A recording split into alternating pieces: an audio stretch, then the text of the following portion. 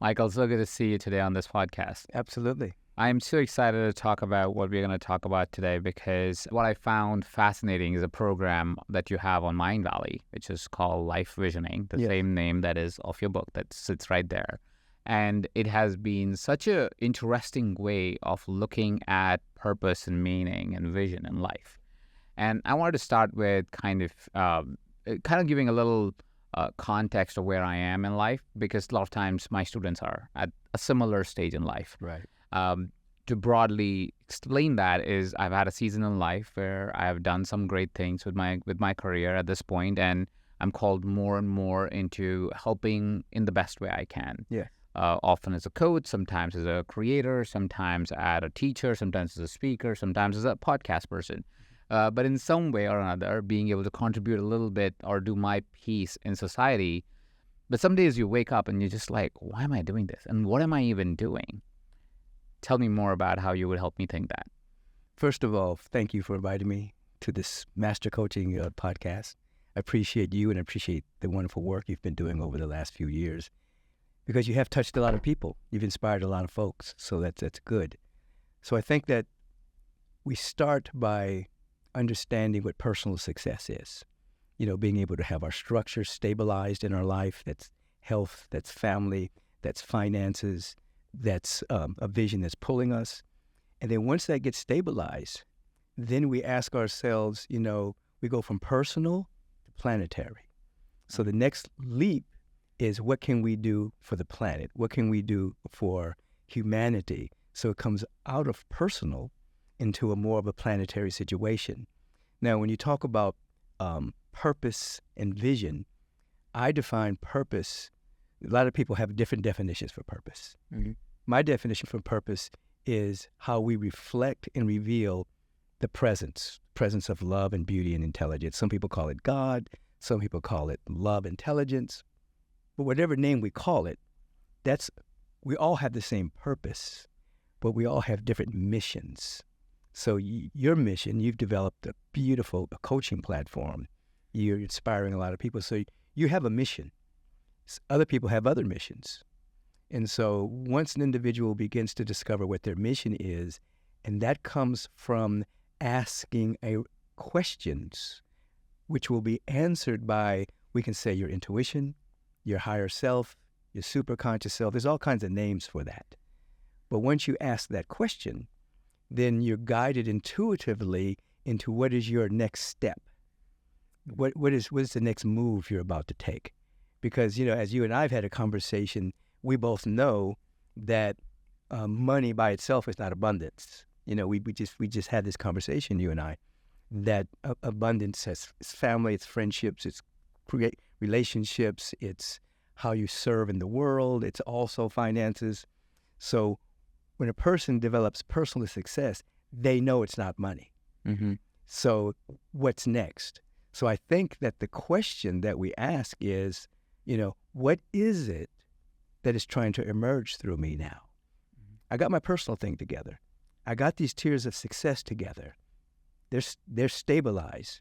It's paying me on a regular basis. So we ask, what's trying to emerge now? And then if we sit and we listen intuitively, we will begin to catch little glimmers of the next step of our evolution. Because we're infinite beings, we're not just physical beings. We are physical, but we're spiritual beings, meaning we have infinite potential. So I always tell people, I tell myself, that wherever we are, we're barely scratching the surface of our potential. So what I teach people at this level is that you've created a new foundation to leap again. Mm-hmm. You have a strong foundation. You have developed a foundation. So now it's not just sitting back on your laurels. It's actually asking the universe, what's my next level of contribution? I got money. I got good health. I got good relationships. My foundation is stabilized. What is the next level of my contribution? The word contribution is extremely important because, as you know, you're not here to get anymore. You're not here to get something. You're here to let something. You're here to let that energy flow. I'm telling you, as I've told many people, you'll start to be guided as to the next level. this is what's important. Both of us know individuals that are multimillionaires, billionaires, or whatever, and sometimes they get off on closing the next deal. Then they get there, they're not happy still. Okay, they close the next deal. Oh, now their net worth has gone up, but still there's a bereftness inside. So it's not about just closing the next deal. It's actually about what's my next mode of contribution? How am I going to contribute? Now, when we ask that question, what comes forward would be something that fulfills us too. We'll be happy because we're contributing, even though to the world, it'll look like more success. It'll look like you've done a new thing. But inside, it's really another way that you're contributing to the world. Because, as you know, the world needs a little help. We got climate change, we got pollution, we got rivers being polluted, we got rainforests being torn down, we got forever wars going on, we got all kinds of stuff. So we have to find our next place of where we're going to contribute, and then that's where we pour our energy into. So that's how I would begin to answer some of the questions you're asking. There's so many subsets of questions that I have from just that one answer. And the first place where I want to go, because you start by saying we all have the same purpose, we have different missions. Right. What is our purpose? Our purpose is to reflect according to our uniqueness. We're all unique. There's no one in this entire universe, multidimensional universe, that's exactly the same. So our purpose is to reflect the infinite, to reflect the presence as only we can. So we're here to represent God, and I don't mean a man in the sky, not the guy in the sky, but a presence of love, beauty, intelligence. We're here to reflect that, to reveal that. That's our purpose. And then once that is established, we actually begin to, maybe we're meditating, we're life visioning, we're getting closer and closer to realizing our oneness with this. Then we see what our mission, how are we going to do that? Some people do that as sculptors, they're painters, they're choreographers, they're artists, they're producers of movies, they're architects, they're doctors. That's your mission. Your purpose is to reflect the infinite. And so, the presence. Many people miss that because their mind gets clouded with, well, my mother thinks I should be a doctor. Nothing wrong with being a doctor. My mother thinks I should do this. So they get clouded with what they are to do in the world to make money, but they're not connected to the mission. This is what I believe. I talk about this from time to time. I've been, I've had near-death experience. I've been on the other side. I've experienced some things. We all have what is called a pre-incarnational choice. That is, before you got here, you said to yourself, when I take this incarnation, this is how I'm going to contribute. So when you ask this question about what's my mission, you're actually starting to remember your pre-incarnational choice. That didn't come from your parents, didn't come from the world, didn't come from society. It's coming from your soul. And when you begin to touch that, you unleash happiness and joy because you're not just conforming yourself to the standards of the world, because we talked about this a little bit, you didn't become an engineer. You know what I'm saying? Yeah. That was not my pre-incarnational choice. You didn't become the stereotypical what you think, you should be.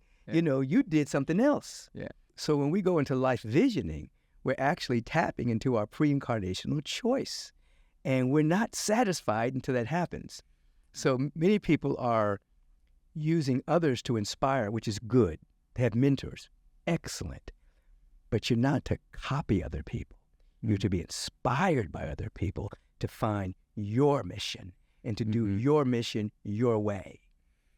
Beautifully put. And I love the idea that, and I want to double tap on it, that you said all of our purpose is to reflect God or essence or universe or whatever you want to call it, but the reflection of the infinite love or infinite being through our perspective. Right. Through our lens. To reflect that. Yeah. And once you recognize that, the whole conversation that constantly challenges us of what's my purpose? What's my purpose? Why do I live? Like what's the meaning of life? Gets really simplified. It's very simple. Think about it is theologians make it complicated. They have all these books on what God's will is and all that. Yeah. It's very simple. We're here to reflect the presence of God. Let your light so shine. Before men and women, when they see you, they see this presence, you see. So we don't have to complicate it. Some people will say, what's God's will for my life or something like that. That's also very simple. God has one will for a greater expression of life. That's what God's will is. So whenever someone has to make a choice or a decision, what's the greater expression of life? And you keep choosing greater expressions of life that keep you in a higher state of consciousness, a heaven state of consciousness, however you want to describe it. And then you find your life unfolding. What does the word unfold mean? Now, if you plant a seed in the soil, that seed dies to its being a seed, and something within that seed unfolds. Something that's already there becomes visible. So there's something within us that wants to unfold, it wants to come out. It doesn't come from the world. It's already within us. Now, how do we get it out?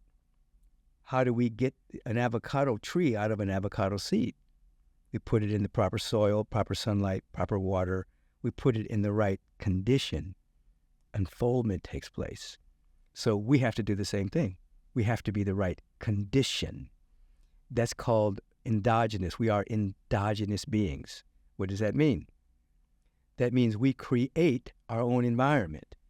Like a seed can't create its own environment. It's indigenous. It has to be placed in the environment that it is indigenous to.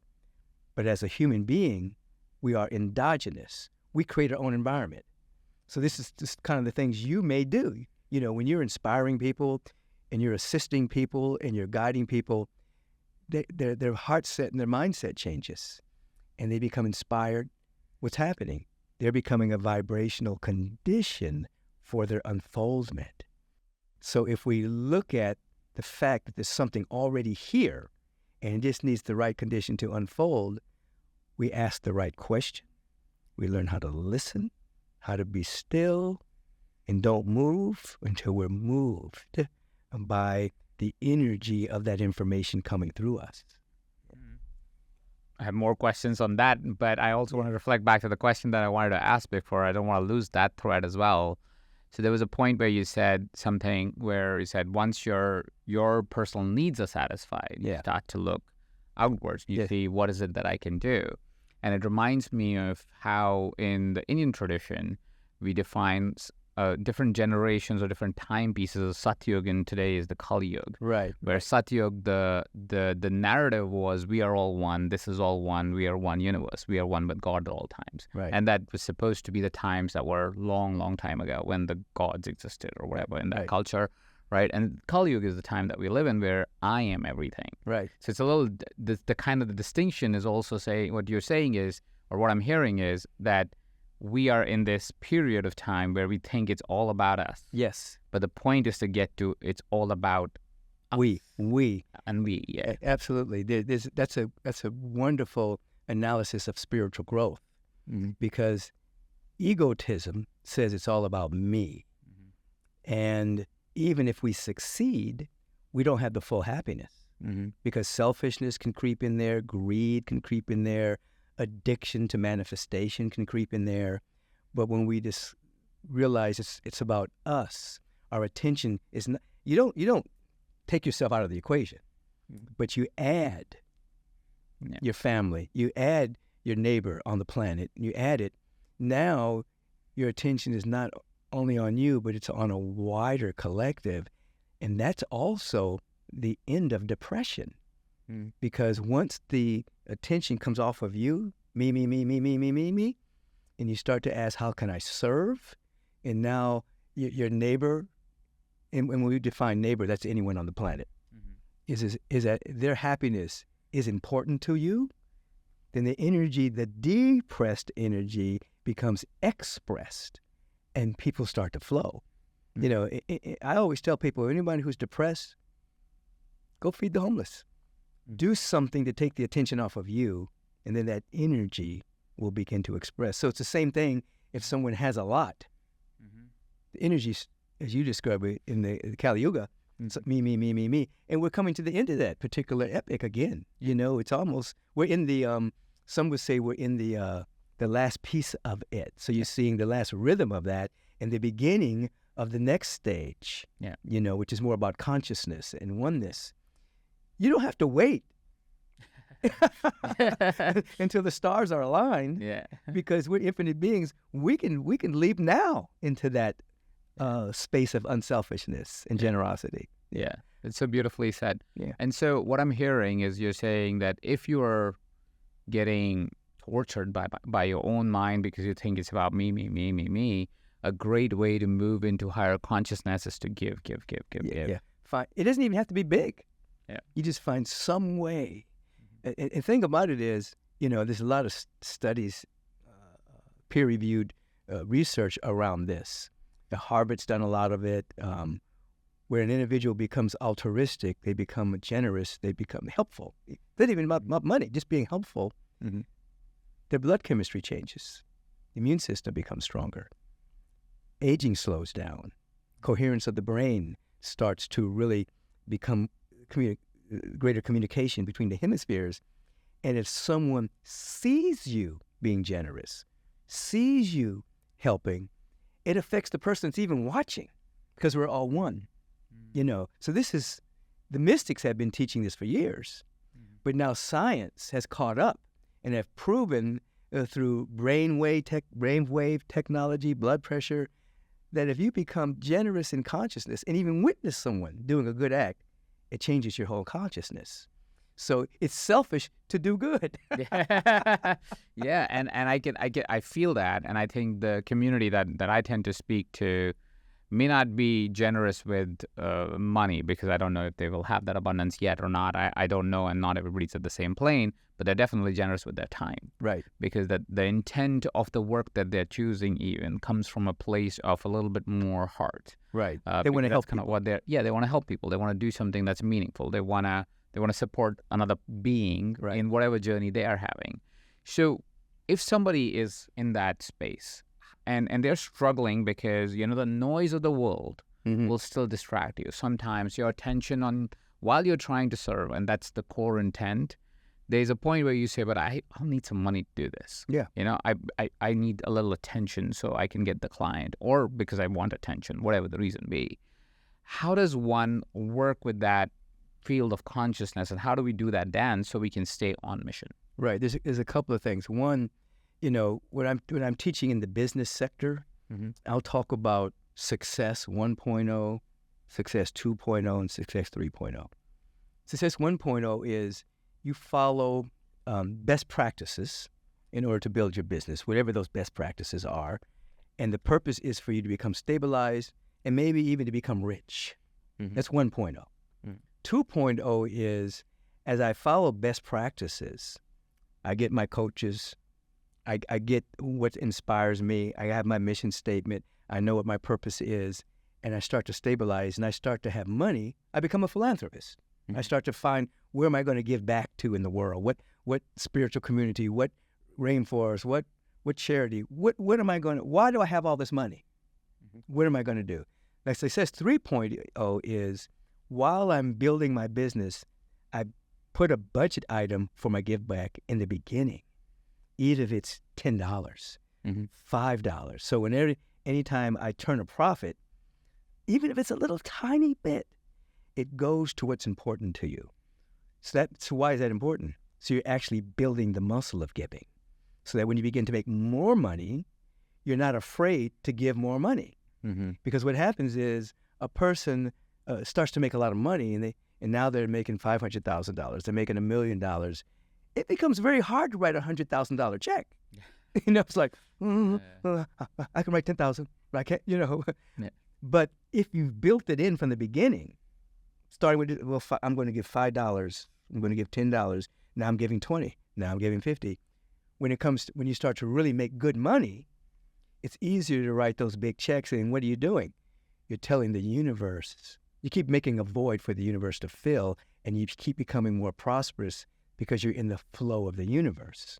So that's one way to look at building of a business. And then what you're talking about too, in terms of, you're distracted by lack. Yeah. You're distracted by limitation. You have a fear about, how am I going to make it? So, one, you keep coming back to, first of all, you probably teach this, but you really have to write down what the vision is. I mean, you have to write it down as if it's already happening, and then you have to actually read that in the morning when you're just waking up, in between waking and asleep, so it goes right into the subconscious mind. And then you have to, those first couple of moments in the morning, you have to actually feel that it's already happening. So anxiety is gone. Anxiousness is gone. This is happening right now. And then it compels you to do what you need to do during the day. In the evening, you do the same thing. Before you go to sleep, you take that out, you read it again, but you're reading it and you're feeling, this is already happening. This is happening now. Then you go to sleep.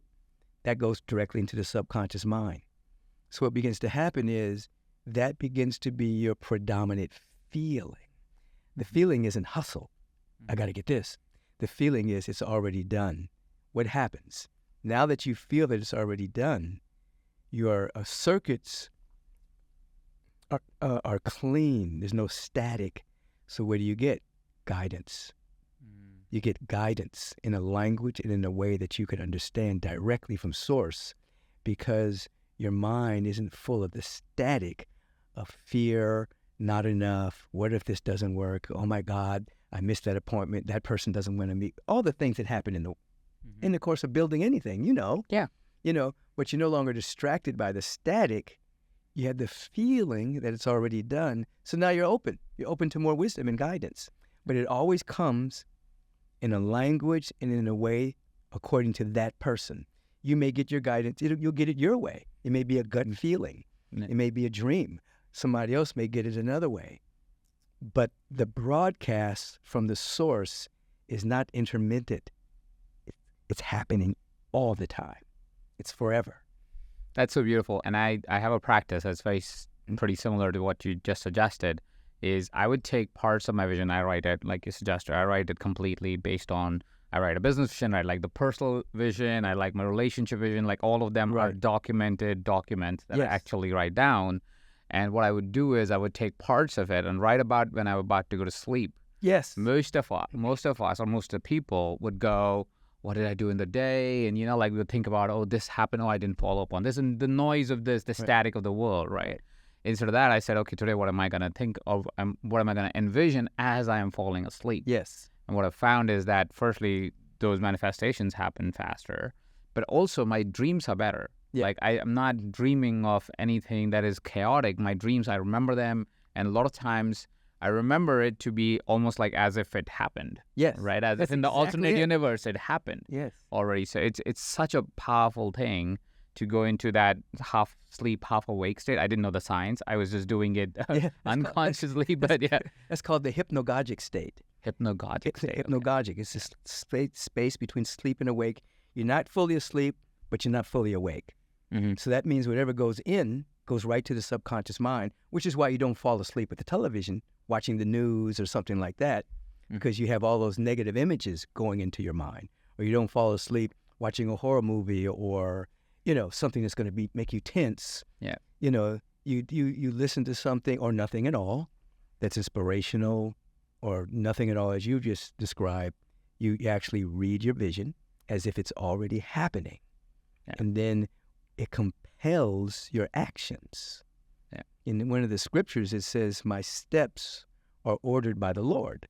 So your steps become ordered by the Lord, which means your steps are ordered by the law. You've actually programmed your mind to be infused with the law of life. And then your steps become ordered by that law.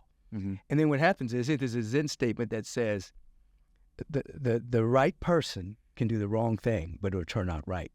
The wrong person can do the right thing, but it'll turn out wrong. Yeah. The right person is the person that's holding the consciousness. And even if they make a mistake, they don't have all the best practices, but they have that feeling that it's going to be okay, that it is okay. It turns out okay. Then you have another person that may do all the best practices perfectly, but inside there's fear, there's worries. Oh my God, I don't know how this is going to work. I'm anxious. or whatever, or their motivation is off, they may do all the right things, but it may not work out for them because they're not in the right mindset. They're not in the right heart set.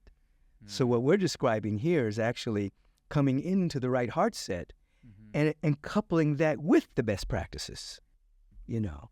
Yeah, so if something's not working out for you, it is a possibility that you're not in the right heart set or the mindset, and that is why it's not working out just yet. But that means also that in time it could be happening, or maybe you're the wrong person for it, and it'll happen for somebody else, and you have something else to do. Yeah, and that's your guidance. You might be going down the wrong path. Yeah. Or another blockage that keeps people from being successful is unforgiveness.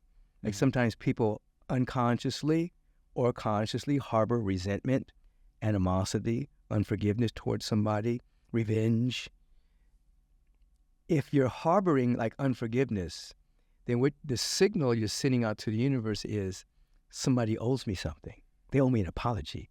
They should make amends. When I was younger, they did this to me, and those people said that about me. So the universe interprets that as somebody owes you something. That means you're missing something. And if you're missing something, that turns into debt. So that you want to keep your conscience so clear that you're not creating debt by unforgiveness. So that's also part of the cleaning out of the mental debris. So that, because we all have stories. Yeah. People have talked about us, they've gossiped about us, they lied about us. They still do. Still do. Matter of fact, if you become successful, they really talk about you. Oh, how did he do that? He must have stole something, you know, or whatever, you know. And so you have to keep your mind clean and bless all of those people. And I thank critics because they make me go deeper in prayer. You know what I mean? It's like, okay, you're really making me go in now. Yeah. So the harder the thing to forgive, the stronger it probably makes you. Yes. Because you're doing something that in your head it feels like, how can I forgive this person? Yeah. But in your heart, you can forgive that person. It might take time, but you can do it. Listen, years ago, before I started Agape, I was invited to be the spiritual director of the spiritual community. And I said, I really don't think it's a fit for me, but, you know, I would speak there occasionally, and the congregation wanted me to be the spiritual director. And there were people on the board that wanted me to be the spiritual director, but there was a few people on there that were racist, and they did not want a melanated person to be the director of this community. And they started all these rumors about me that I didn't graduate from school and all this stuff. I graduated with the highest honors, you know, and all these lies. And it was like, this is a spiritual community. Why are they acting like this? You know. So anyway, at the end of the day, I said, you know what? I'm going to take my name out of this hat. You guys get yourself together. And subsequently, they hired a woman that stole money. And then that particular community, there was a big earthquake, and the community, the building split. They couldn't meet there anymore.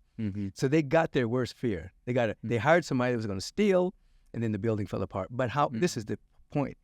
They took me to a depth of forgiveness. It's like when a lot of my supporters were mad, I said, no, don't be mad. It's just not my place. You know, I'll be in my right place. Let's just forgive them and love them. They're ignorant. These are I would call them our younger brothers and sisters. Because if a person is racist, that just means they have a disease. So you have to treat them the same way you would treat an alcoholic, a person that has cancer. They just have a disease. Just bless them. You know. So years later, but I did say this though. I said, I'm never going to put my destiny in somebody else's hands. I'm going to start my own community. So I started Agape. You know, I founded Agape. Years later, those people came to Agape, and they came in, and we're there at Agape having a great time and worshiping and celebrating, and they cried and they apologized to me and made amends. Will you forgive us? Will you forgive us? And I said, I have forgiven you a long time ago. You know, even while that was going on, I was forgiving you. So I have nothing to forgive, and I'm glad you came back to yourself, you know, to these principles. But they did take me to the depth of forgiveness in my own soul, which of course became more of who I was as I'm dealing with a growing community, just staying in spiritual Teflon, Yeah, that's beautiful, and it does happen. I want to double tap on that because a similar experience happened with me when I was just starting to coach. Yeah. Where I was with a group of coaches, and again, coaches are kind-hearted, are supposed to be kind-hearted, Right. understanding, non-judgmental people. One of Right. the biggest rules of coaching is don't judge, Right. right? And I go into this community because somebody takes me, I'm new, so they're like, hey, these are all the people that you look up to. Let me introduce you to them. I was like, great, that's just a wonderful, beautiful start. There was a friend of mine who were friends with them. And so I go to this private room to go have a conversation with them, and everybody's introducing themselves. And as I go, hey, I'm a new coach. I'm just learning how to start this, and I'm going to start EverCoach. At that time, that's what it was called. And the person standing right across me, a tall white man, looks right at me and says, you're not going to be successful. He just tells you this. Yeah, say it. Like when I'm introducing myself, I just finished introducing myself, and he smirks and says, you're not going to be successful. And I was like, why? I mean, I was firstly surprised because like, who says that? Like on your face. Right. But I was like, okay, maybe he's seeing something. Maybe it's a joke, like he's going to come back. Like he's going to be like one of those funny things. So like, why? And he goes, oh, you're brown. And you have an accent. So people won't take you seriously. Like Deepak Chopra. Yeah. I was like, okay, I mean, wherever, and to me, that person was somebody that I really did look up to at that time. So it took me off for like 2 months. It was like, maybe I shouldn't be trying to doing this. Maybe it is not meant for me. Maybe my skin tone is wrong and I can't do anything about that anyways. So, and neither about my accent. I grew up in India. So I have I picked words from everywhere I traveled. So I pronounce and enunciate things differently sometimes. Right. You're worldly. Yeah, it's just who I am. I can't change that. So it took me off like 2 months. I couldn't get myself to really do what I wanted to do until I realized that there's no point stopping because of somebody's judgment. Absolutely. And if anything, that is more of a reason for me to do what I can, because that shows more people that no, the doors are not closed. It's just nobody has gone through it. And in the coaching community, in the spiritual community, it has happened before. Of course, you are there, and Deepak Chopra is there, and so forth. But the coaching community, until then, there was no really known brown person. Right. And ever since now, we have, people from all different cultures, not just Indians, like Spanish-speaking individuals, because they go, oh, if this kid can do it, or this guy can do it, we can too. So it gives permission. Yeah. So person through the door will often get the brunt of it or grunt of it, whatever is the right word for it. The brunt of it. Yeah. Brunt of it. You would see pioneers take the brunt initially. Yeah. And then they pave a way for other people to follow. Yeah. When I started Agape, they called Agape a no-fly zone, and they told people, many of the traditional people said that if you go to Agape, you're going to go to hell. Then I was an antichrist kind of a vibe. But now those same people, many of them have passed over, but the ones who are still alive, they love me. They want to be taught by me. They are very open now. It's like what was woo-woo years ago is now science today. Yeah. Yeah, absolutely. So true. So sometimes what happens is when you're on this journey, what I've heard a lot of people go is you sometimes don't know how to know what's your next mission, right? And that kind of puts a wrench in the road even when you're going. And I would love to communicate or find a tool or find a meditation or whatever that might be that you may suggest for somebody who's saying, I sat down to write my mission. Nothing is coming through. Okay. What may be a guidance for such an individual? What do you do? People can start kind of feeling this even as I'm speaking it. You sit down, you close your eyes, and you feel and you see that all of your needs are met. What does that feel like? Financially, good health, good relations, my structures are stabilized. And then when you feel that, then you say, what do I really want? And so you're asking, what do I really want, from the feeling that I already have everything. You see that? So now what begins to come from that is, I'm not trying to get more stuff. I'm not trying to get more awards, no more plaques on the wall, no more letters behind my name. Now my soul gets to tell me a greater expression of why we came to the planet. You understand? In other words, I'll put people in a meditation and have them absolutely feel already that their need is met. and then ask, what do you want? What does the soul want? And what will begin to come there is nothing that's connected to getting more stuff. It's actually, you start to get inklings of your next steps. And sometimes it's shocking. Sometimes it's putting you in a field or an endeavor that you didn't even think about. But it's coming from fulfillment rather than fulfillment. I'm going to be a glutton. In other words, when we look at the creator presence, as an example, scientists sometimes talk about the Big Bang. Now, there was nothing, not even a grain of sand. And out of nothing, everything came into being. Solar systems, galaxies, multidimensional universes, cosmos. Out of what? Out of fulfillment. Not out of loneliness. Not out of lack. Oh, I'm so alone, I got to make a bunch of people. No. Mm-hmm. The creator burst into expression out of fulfillment. So in that same way, we create the same way. I am fulfilled. Now what do I want? Then you'll start getting different answers. And it'll shock and surprise you. Because it won't be from your linear mind. It won't be from, I should do this. It'll be something brand new. And it will come out of fulfillment. It's like the same way the source created everything, you'll create out of fulfillment. Does that make sense? It makes so much sense. I was resonating. I'd never heard it in the way you explained it. I understand the Big Bang, which is it was basically nothing, but also nothing was full of everything. Infinite potential. Everything was in there. Right. The gases that we have that form the planets, all the construction material for everything. And so it was fulfilled. Right. It was full. Right. Filled. Fulfilled. It was fulfilled. Fulfilled. And so it decided. Right. And we don't know what got it to decide. But if you look even at, and I was also resonating with so much because recently, again, I've just gotten a little bit more curious about some of the ancient texts. So I've been reading them a little bit more.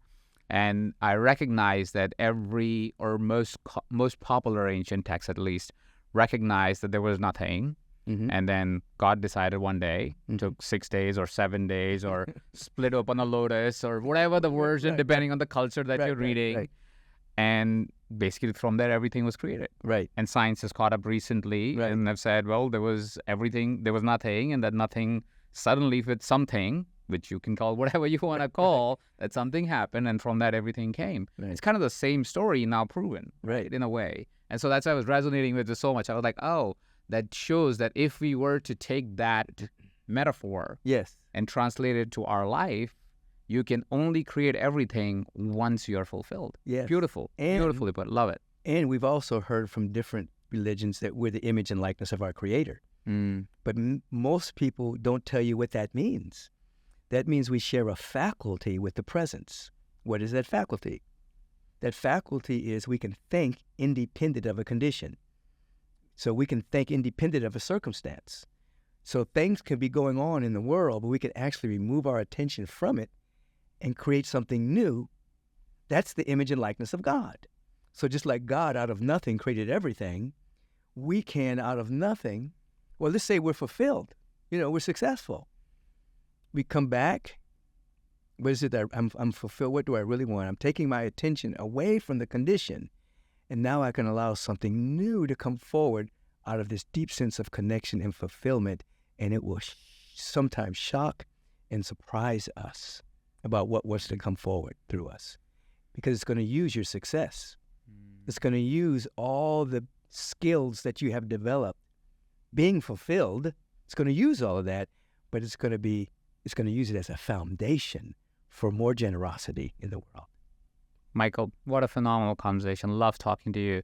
Where is it that people can follow your guidance more, learn more about the work that you've been doing in the world? They can follow me at my spiritual community, which is Agape International. And they can obviously go to the website at agapelive.com. And I do 3 services every Sunday. I do a meditation service, way of meditation service, where I do a Dharma talk. We practice meditation at 6:45 a.m. Pacific time. Then I have 2 other services that follow, 9 and 11:30. a.m. with a meditation service prior to that. I have classes at our university, at Agape. So they can see all this on YouTube, Facebook, Agape's Facebook page, my Facebook page. My Instagram page has inspiration every single day.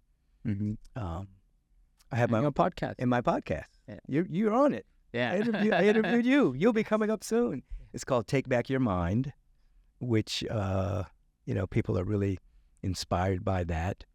So there's that. They can find my books and on the website. And, it's a beautiful community. Agape is a beautiful community. And it got birthed out of me being rejected because I had too much melanin at another community. So I just did the vision process and let the founding of Agape emerge from that. So Thank you, Michael, so much about this. And any final quote, any final message for our listeners today? Probably what's flowing through me right now is that I want everyone to know that they are so unique that that's their superpower. That this infinite presence, because it's infinite, can't repeat itself. It can't do do-overs. This presence got you right the first time, which means all you're doing in spiritual practice is eliminating the debris, the false beliefs, the limited perceptions so that your real self can shine through. So you're not adding anything to yourself. You're actually eliminating falsity, lack of self-worth, limited belief systems. You're eliminating that through meditation and other practices. And then you begin to see, oh my God, this is who I am. Whew. God got me right the first time. Wow, that's a beautiful way to bring it home. Thank you so much, Michael. It was a great talk. Thank you for the invitation. My joy to be with you, as always.